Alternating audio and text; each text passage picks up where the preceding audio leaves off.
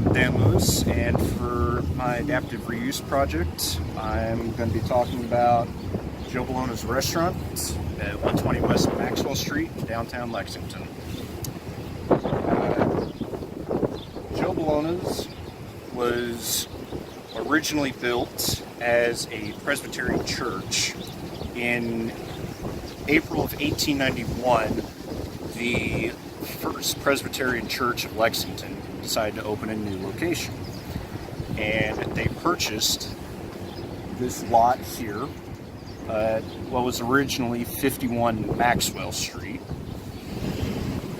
and by August of 1891 they built this section of the building in a Gothic revival pattern. The Maxwell Street Presbyterian Church, as it came to be known, was located here until 1912. And in 1912, they decided to build a new location further down Maxwell Street to accommodate a larger congregation. By that point, they had around 250 to 300 members, so they needed more space. The property went up for sale, and in 1914, a group of business owners in Lexington who were Jewish decided to come together and purchase the property to found a synagogue. Up until that point, the Jewish community in Lexington didn't have a building of their own. They met in a theater downtown, which is no longer standing. Due to a series of fires in downtown Lexington and some opposition from anti-Semitic groups in the area, they were constantly having to move from place to place, and so they decided that it was time to have a place of their own. So they purchased this building, and in 1916 consecrated it as the Ohave Zion Synagogue. The Ohave Zion group didn't make a whole lot of alterations to the building itself originally. The biggest change they made was adding 3 stars of David to the interior of the sanctuary.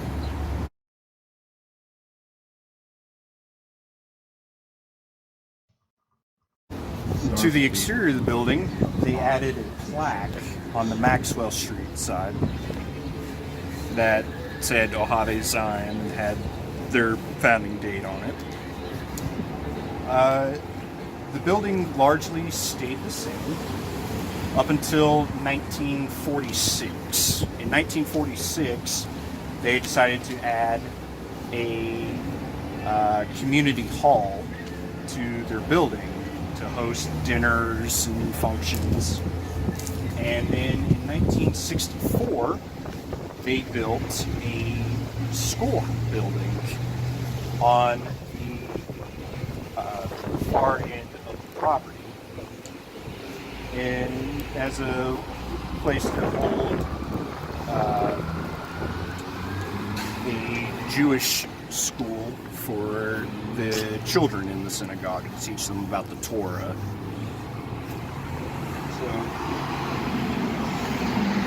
right here, as you can see on the exterior of the building, the original stained glass windows from the Presbyterian Church were left intact.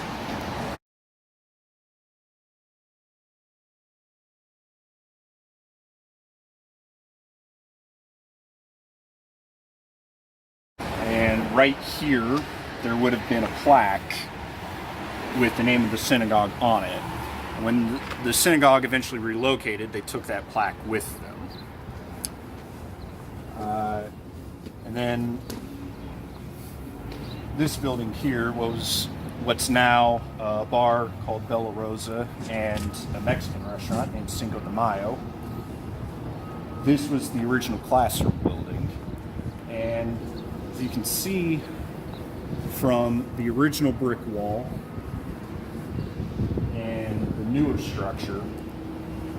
The architectural style was complementary to the original, but the bricks are a slightly different color. There's a different manufacturing process involved in the bricks at this point in time. But overall, the two structures meshed together fairly well. Now, by the 1980s, most of the members of the Ohavi Zion Synagogue were getting older. Most of the members of the community had died, or they had moved out to the suburbs of Lexington. Now, the Ohavi Zion Synagogue is an Orthodox synagogue, meaning that on the Sabbath, the members observe restrictions with work, recreation, diet, and among those was a belief that driving a car was not allowed on the Sabbath. Since so many of the members had moved out into the suburbs, they were unable to make it to the synagogue. So the elders of the community decided to relocate the synagogue to its present location near Alumni Drive. The property went up for sale in 1986, and it was acquired by Paul Miller of Paul Miller Ford dealerships. In addition to cars, he speculated in real estate. The property was on the market for a couple of years while Paul Miller looked for a suitable investor for the property. And eventually he contacted Joe Bologna of Joe Bologna's Pizzeria. Joe Bologna had been in the area since the 1970s. And when his original lease on his property was up, he was contacted by Paul Miller and offered the synagogue building on the condition that he helped pay for some of the renovations. Paul Miller and Joe Bologna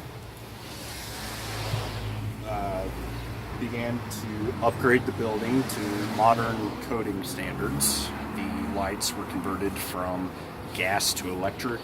There was a new central heating and air system installed.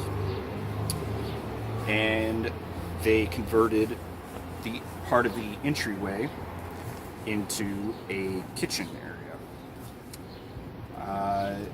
The interior and exterior of the building was more or less left the same. The only major change was the addition of Joe Bologna's sign below the main stained glass window. As far as interior work, Joe constructed a loft within the main sanctuary to double his seating capacity.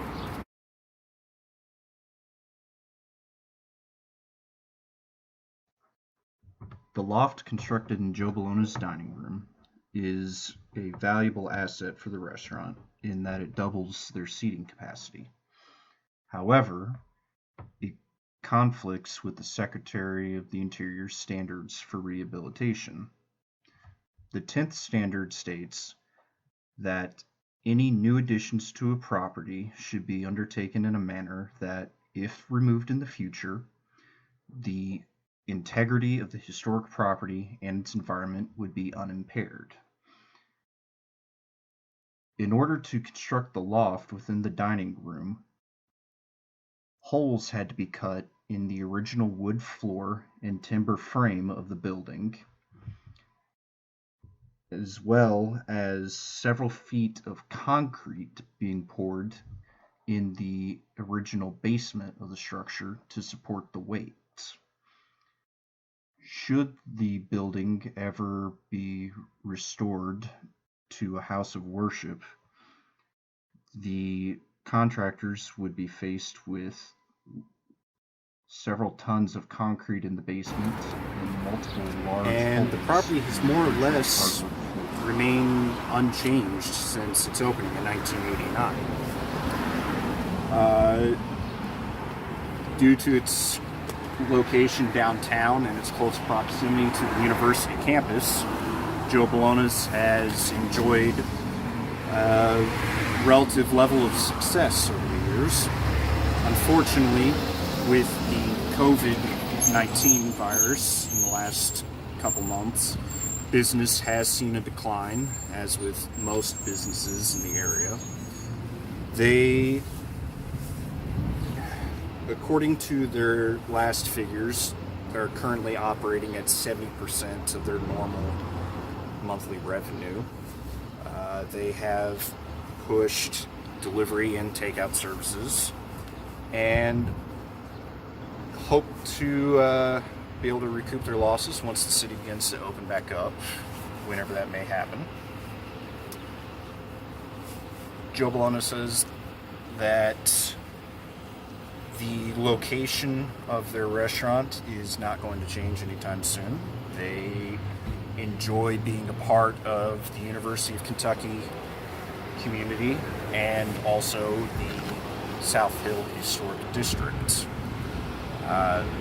This property is located on the border of the South Hill Historic District. As a postscript to my presentation, unfortunately, as of April 8th, Joe Bologna's posted on its website that it was closed until further notice due to the coronavirus affecting its business. I've been unable to get in contact with Mr. Bologna to see if he intends to reopen or if he will be able to reopen. One can only hope. The Joe Bologna's restaurant itself has been a fixture of Lexington for decades, and the continued use of 120 West Maxwell has been the key to its survival for the last 129 years. Whenever the city does reopen, hopefully Joe Bologna's will continue its stewardship of the property, and if not, hopefully it will find a new use with an owner that will continue its long tradition in the city of Lexington.